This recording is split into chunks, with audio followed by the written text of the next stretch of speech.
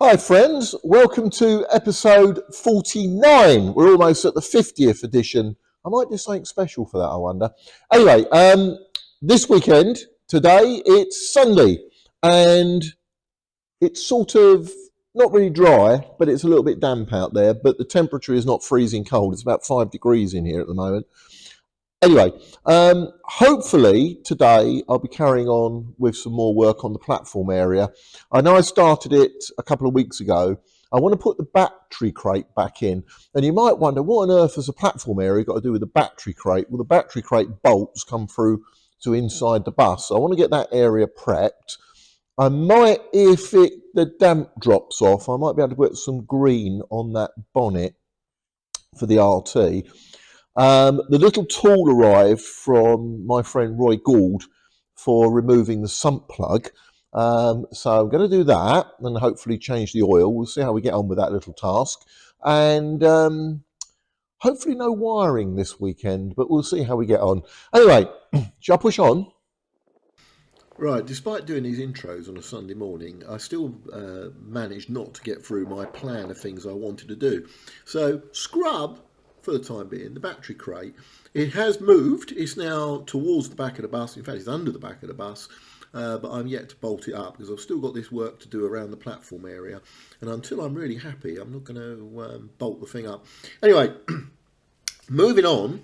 A lot of the time was spent working on the platform area. My brother's coming up in a week's time, and we're going to start to install the ceiling. And what I want to do is get as much of the prep ready now before we attempt to put the ceiling in. And I've got a little bit on here of trying to remove the rotted wood that was left in the bus. There's also a lot of crap that came out around that area as well. I actually wrote that word on my notes, crap. The rust, which I put the airline in, I blew it all out. It went everywhere, and no matter how much air pressure I put in there, just rust just kept coming out everywhere. Anyway, so we'll have a look at that in a minute. The other thing is I did manage to get one coat of green on the bulkhead, so it's looking a bit better now. It is only the sort of, I would say, intermediate coat of paint. I've still got another couple at least to go on there before I then start putting all the bits back on the front of the bus. The excitement of the weekend was me doing the oil change, seeing as the tool for doing it has now turned up. So anyway, let's push on, starting with the platform. Right, this is the area around the platform. It's just over the, how can I say, it's the bulkhead side rather than the back window side. You notice there's a little bit of discoloration on the top there. That's probably as a result of the platform lamp which sat there. Just on the left-hand side of shot, you can see the fixing for the centre pole. Now, that's all as is. Now, this conduit with the one singular cable, you may remember what I mentioned before, that I prefer to leave one cable in to draw it through, but this clearly had to come out because the wood on the back of the bus was so badly rotted that in order for my brother and I to replace it, we're going to have to remove all of that conduit. So I took the conduit out that supplies the rear blind box, the side blind box rather, and I removed this one. You can notice just on the right hand side, that's the lighting looms, and that includes the lighting, the rear lights, the trafficators, all of that stuff that runs across. There's quite a lot of cables actually that run across to the back of the bus. Now you'll also notice in this shot there's a lot of rust evident. This is Saturday morning, and I covered that all with Cure Rust. I gave it a good wire brush with a power wire brush thingy, and then stuck some Cure Rust on it. So actually it's gone quite nice now. It looks like I painted it. I haven't. I just put Cure Rust on it. It's like a kind of watery kind of stuff, and it turns the rust into like a little Teflon or whatever it is. So it worked quite well. So anyway, that's this side. Now if we just flip to the opposite side, to the back corner piece. Right, here is the back corner. Now the only remaining piece of wood on that corner is that piece there. All the rest of it, which goes along from that bit of wood to that bit of wood, has gone. It's rotted away. The conduit is still in because I haven't removed that. That was a little project I did. It was a quite easy one. But reason I thought we've got a problem here is that when I went to put the cabling into the conduit, the back end of it towards the left of shot was live. It was just wobbling up and down and held in by one screw on that middle part by where the pole fixing is. So yeah, clearly it needed to be attended to. So I whipped that out, stuck that on the bench, and I knocked some of the rust off of that. So anyway, so the thing is, I've got to get this bit of wood out, and what I wanted to do was to get it out carefully. The reason for that is I wanted to use this as best as possible as a pattern for the corner. Although I photographed it quite copiously, unfortunately it was so badly rotted that I've ended up with just a pile of matchwood. Now, I know people will go, you know, oh, I can't believe that the RTs are that bad. Well, in reality, they are. And a lot of the side panels are held in by wood this bad. So if you've got someone who's bought an RT, bless them, and they've had it from the 1970s when it came out of service, worst if you've parked it in the open, but you're going to find this kind of wood in there. Unfortunately, this wood wasn't going to give up, and the only way of it giving up was to break into several little pieces.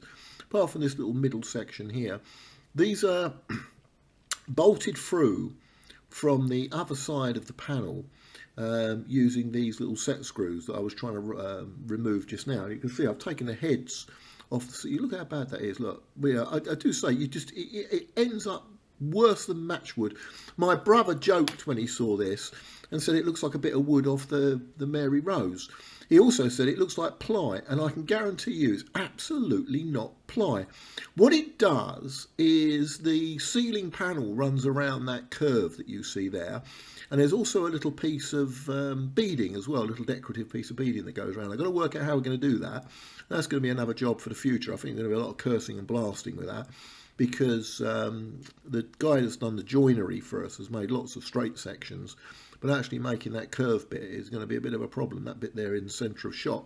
So anyway, it wasn't going to have it, and I think I ended up having to get the big tools out, I think a pry bar or something, and eventually it decided it was going to give up.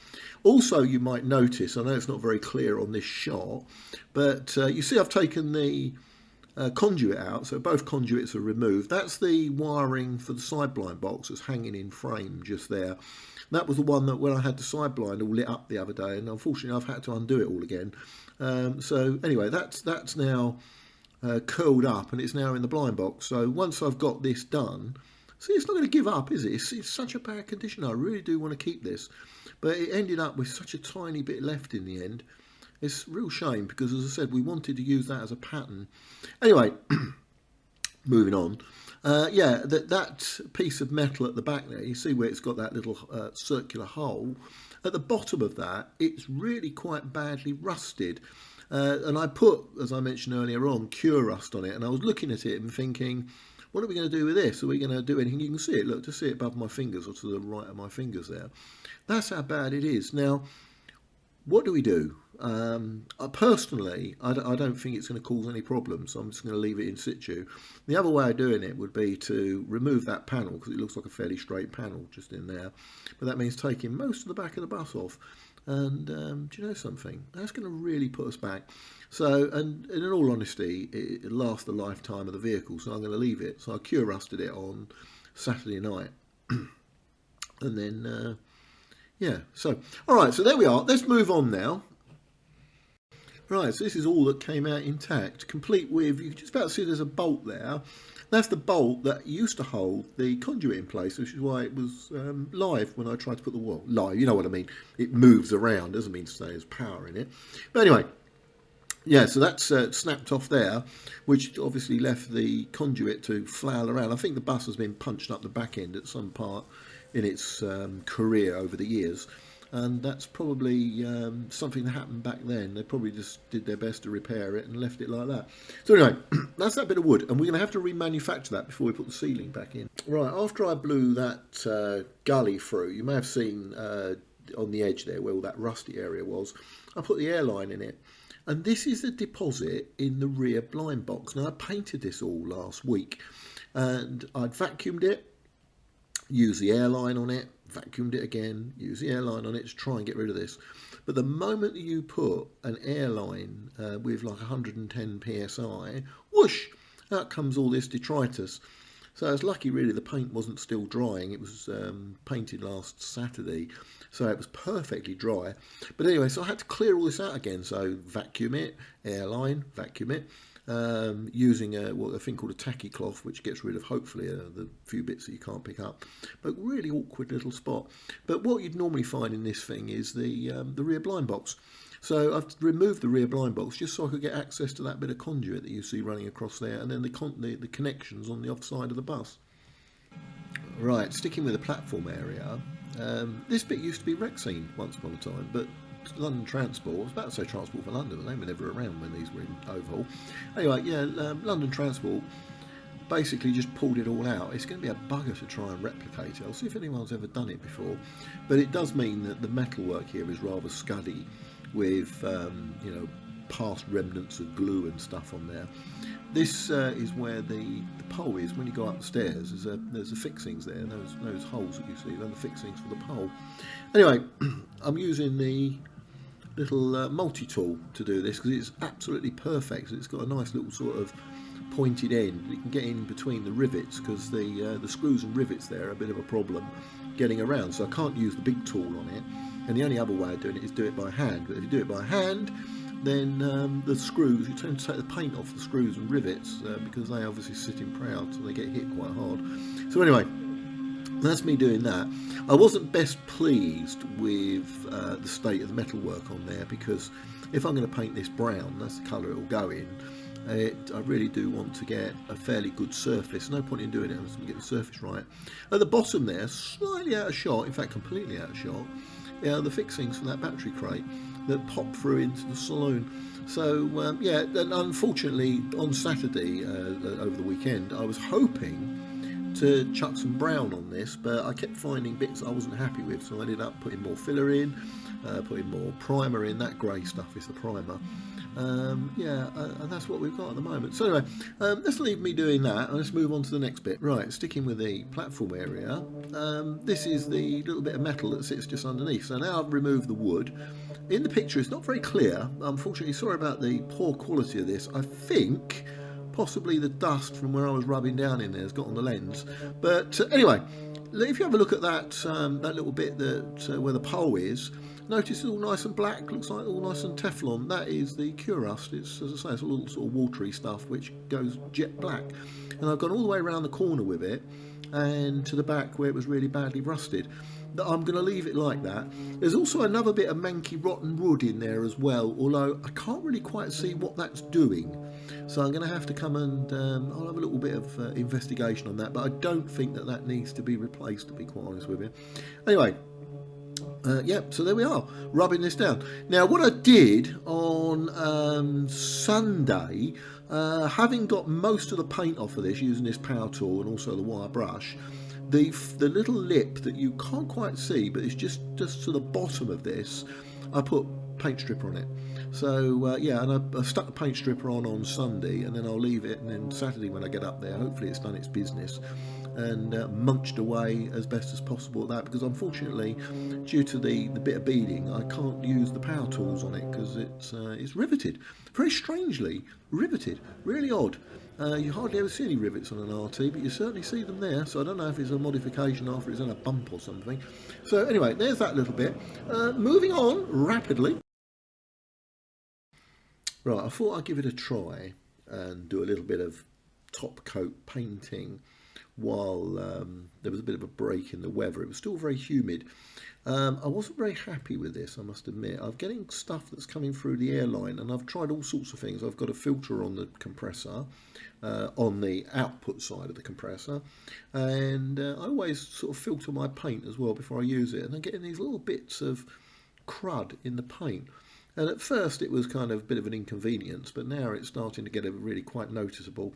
And having changed almost everything, I even bought a brand new compressor as well at the weekend.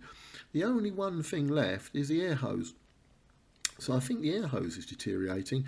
And what it's doing is it's breaking up. It's sending crap, I'll use that word again, through the gun and landing on my paint. But they're microscopic, but they don't really look very good, and I don't want them there. So anyway, this is the bulkhead area. You might notice I've got a whole variety of different things to protect the engine. The plastic on there, which is the first line of defence, is because I've removed the injectors. There's little holes there that lead into the actual engine cavities itself, so I don't want anything falling down in there.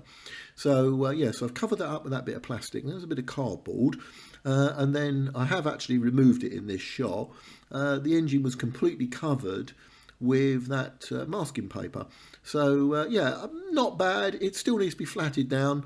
Once I'm happy with the paint surface, I can then start putting all the stuff back together again. The little sideline lamp, that's already done. That just needs to go back in and get wired up. The conduit down the bottom, which you can't see in this shot, that supplies the front headlights, needs to go back on the chassis. And at the back there's a little cover that goes over those ghastly looking heater pipes. So yeah, and each time you do that, it looks a bit better. But I don't want to start putting this back together again until we've got the engine fired up, because as Roy Gould has correctly pointed out, it's likely to make a lot of mess, and there's going to be diesel going everywhere and oil going everywhere. Talking of oil, stick with me towards the end, and I've got a bit on oil. Right, should we have a little flick back to what RT3461 was doing in the various Decembers? And it was quite a bit happening. In fact, I know I have quoted in the past that this is a 1951 bus, even though it actually entered service in 1952. Obviously, construction would have been well underway for the chassis in 1951. However, interestingly, the body of this RT, which I'm currently restoring, started life on RT3423 at Northfleet in December 1951. So yeah, the body predates the chassis. Anyway, so let's have a quick flick back and look at what she was doing in its early years.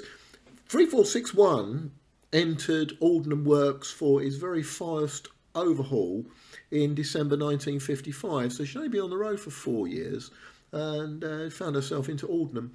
After Aldenham, she was outshopped in 1955 to Hertford and would have worked on routes 310, 310A, 327, 331, 341 and 395. 2 years later, it then ambled off to another part of London Country's territory, High Wycombe, the very hilly High Wycombe, for routes 305, 305A, 326, 362A and 455. So anyway, she wasn't to last there that long, because in March 1960 she ended up back in Aldenham for her second overhaul. But anyway, let's stick with the Decembers, shall we? In December 1969, all of these RTs that were in the London Country area transferred from London Transport to London Country, and this one was quite quickly repainted. In fact, she was repainted from the London Transport or London Country livery that you've seen previously into the London sort of London Country Bus Services livery, which was a slightly different shade of colour. So anyway, 1971, the bus was delicensed at Stevenage. This is a picture of the bus at Stevenage, obviously on the 801. The 801 and all of those sort of 800 series, majority of them were replaced by the Superbus network, which were one-man operated. So yeah, 3461 got booted out of Stevenage. And she then ambled her way across to the other side of London to end up in February 1972 after its overhaul at Aldenham in 1971. Now, December 71, that overhaul would have taken place when the bus was obviously owned by London Country, but was actually, the work was done by London Transport. And because the fact that London Transport had a derogation to swap buses and chassis, once the buses were transferred to another operator, they couldn't swap the bodies and chassis around. So 3461's body at that point, the one I've got today, remained with the bus. So anything after 1970 all your country RTs will remain the same. So there we are. Right, now, and this is not a December, this is May 1977, 3461 appeared outshopped in this livery. There were two other RTs, 1018 and 604. 604 is a regular on the rally circuit, but it didn't last long because it was soon turned into a trainer vehicle. Here it is with RT604. My one obviously is on the right hand side, looking somewhat tired, but anyway, nonetheless, it is around, it is being preserved. So yeah, and by the way, if you've got any better pictures than these are ones I managed to find in my archives. They're not mine, of course, it's someone else's, but yeah, please let us know and I'll probably use them. Right, having discovered I needed a special tool to get the sump plug out, I thought I'd have a little look around for other areas where I could get the oil out. And this was one little space at the front of the engine. So yeah, I undid this and took a bit of oil out of there, so that worked quite well. And then last weekend, Roy Gould's special tool turned up. It's basically two nuts with a bolt through the middle, and it worked absolutely perfectly. So anyway, here we go. Let's get this sump plug off.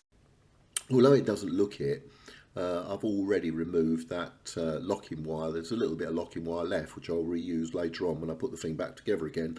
Anyway, this is the container, which I misplaced. I didn't want to get it in the way of the camera. That's why I'm looking at the camera. If I got it too close to the camera, does it completely obscure it?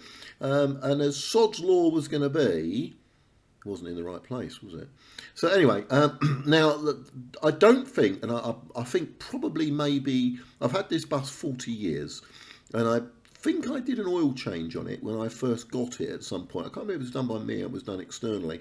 But anyway, this is the result of what comes out. I thought it looked a little bit glutinous, to be quite honest with you. Yeah, unfortunately, as you can see, I missed the container, which meant that quite a lot of it ended up all over the workshop floor.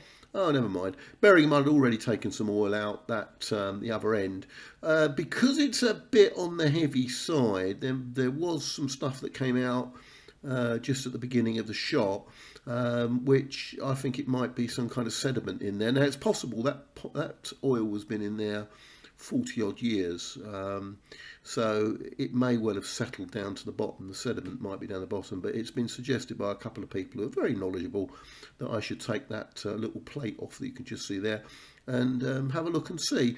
Unfortunately, what I then did was put it all back together again and put some oil back in it, because I really do want to get the thing started up in January. Anyway, so let's see how we get on putting this thing back. Right, so now having flooded the barn floor with engine oil, I just noticed actually on the left hand side, that is really very grubby, and I thought I got most of that off, but it just goes to show, doesn't it? So there's another little job. So now, having made a mess of the barn floor, I shall, when I get the pressure washer out, I shall take that muck off as well as cleaning up what was left. Luckily, I got piles of sawdust from various things that I've done in the past when I've planed panels and things. So wooden panels, obviously. So I got tons and tons of it. So yeah, it turned out to be quite useful for absorbing all the oil. But anyway, that's that one going back on. So all that's left to do now is to put this sump plug back in, having allowed it to drain overnight. You may notice just by my finger there's a bit of the wire that was originally there, and I'm going to use that because the bit of wire I'm going to put back in is going to be fairly thin, and I'm going to reuse it just for the time being, so a little bit of thin wire for it, and I'll show you doing that in a second. But anyway, there you go. Roy's special tool again. Right, so all that's left to do now is to tighten this up and then put the locking wires back, and in essence we are done. I didn't want to tighten it up too much, that sump plug, because they're made of brass and brass strips quite easy. Once again, I'll just point out this bit of wire I'm putting on here, this locking wire, I know it's very thin, and I know I should be using pliers, and someone will tell that you should use pliers and make it very neat, which is what was done before. However, speaking to Roy about that glutinous oil, Roy suggests that I take that oil back out again, the oil that I put in, and I'll show you be doing it in a minute, and replace it with some flushing oil to try and get this glutinous mixture out, because I really didn't expect it to be that glutinous in there. But anyway, so let's put some oil back in it, shall we? Right, so this is the very last thing to do. Fill it up with 25 litres of engine oil. When the can was full, I didn't have any of it disappear off down onto the floor, but if it did, it had joined all that oil that came out earlier on. But anyway, no, I didn't. It was only when I got to almost emptying the can out that it ended up on the floor. Anyway, never mind. Right, so that's the very last bit. No, I told you I got some on the floor, didn't I? So that's the very last bit of the 25 litre can. I didn't have a oil dipstick either, so what I've done is I put a bit of blind wire into the oil dipstick tube, and I'm going to use that as my guide for the fuel levels, because I've got to have to make a dipstick somehow. Anyway, so there we are. That's it. That's a wrap on this one. So thank you very much for joining me. Not a bad weekend, I think, in the main. Pleased I got this done. It was one of the little jobs I wanted to sort of tick off before I started the engine up. The injectors are still away. I'll be waiting to collect those hopefully in the new year. Once the injectors are back, we might even give it a try and see if I can start this up. So that's great fun.